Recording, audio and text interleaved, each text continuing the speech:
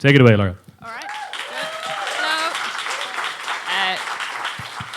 Yeah. All right. Everybody can hear me? Yeah. Okay. Cool. All right. Let's go.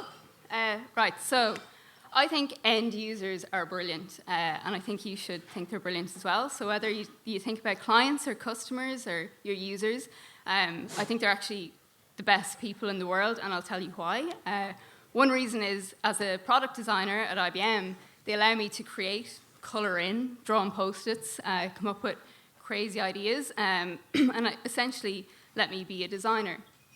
Another reason why they're absolutely great is actually because they validate the ideas that we actually present. So when we ship something to market, they're the ones who say, okay, that made sense. There's value in what you actually do when you color in. And another reason why they're actually brilliant is because at the end of the day, they're the people who actually, give us that paycheck at the end of every month. Without them buying our products, applications, using our websites, we don't get to bring home some money. So they're pretty great. And also, I think, we rely on our end users quite a lot, but they don't always have the answers for us. And I think as designers, we're there to solve their problems, but they just want to get their job done. They want to get from A to B using your product or your solution. So actually, they're really great for that. But as Henry Ford said, if I had asked my customers what they wanted, they would have said faster horses. So like I said, they don't always have the answers for us. So it's up to us to actually figure out what they want. And that kind of might seem a little bit trivial as a designer, you probably understand that, but how do we actually leverage that user feedback to actually produce something really good? Well, one way of doing it is through A/B testing. Google is a really good example. They tested 41 shades of blue to figure out what was the best for click-through rates on Google Ads.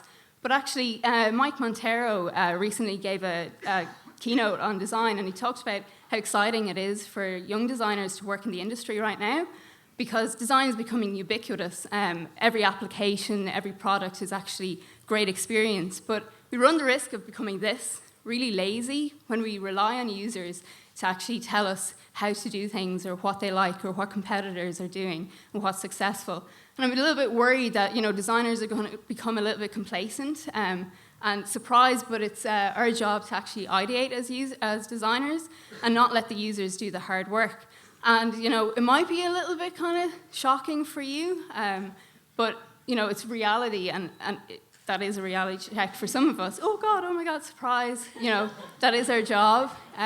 We have to actually give some credit to the users when they don't have the knowledge that actually we're there to answer to them and solve their problems. And, in a market where there's increased competition, we want to really differentiate ourselves from everything else. And that can be really difficult. And I don't really have, a formula for that. But like I said, design is becoming ubiquitous. So there's an application for absolutely everything. But how do you actually stand out from that?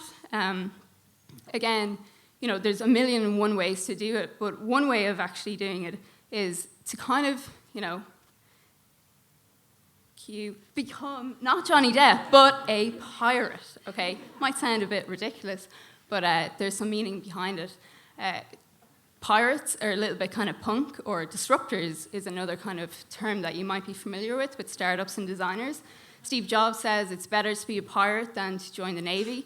That's not suggesting that we go around stealing ideas. Actually, it's completely the opposite. I think we have to push conventions and refuse to kind of conform to everything that's out there, especially, we have to ask why. This is my desktop background on my laptop, and like Emma from Intercom talked about earlier, we have to really kind of question why things are the way they are as designers, and not just rely on what already exists and what our users want, because they don't always know. So, end users are brilliant, and we don't have a career or job without them, because we design for them. But they don't always have the answers, like I said, and it's up to us to actually prove them right or wrong. And yeah, while they might actually be right, right is not necessarily always the best. And I think when you actually kind of step back from it a little bit and decide to be a little bit of a pirate, you can kind of come up with something that's really interesting and a beautiful experience or a beautiful product. So I would kind of just encourage everyone to really kind of be a pirate in what you do, if that makes sense, and kind of disrupt, whether it's technology or whatever space that you're working in. are, yeah.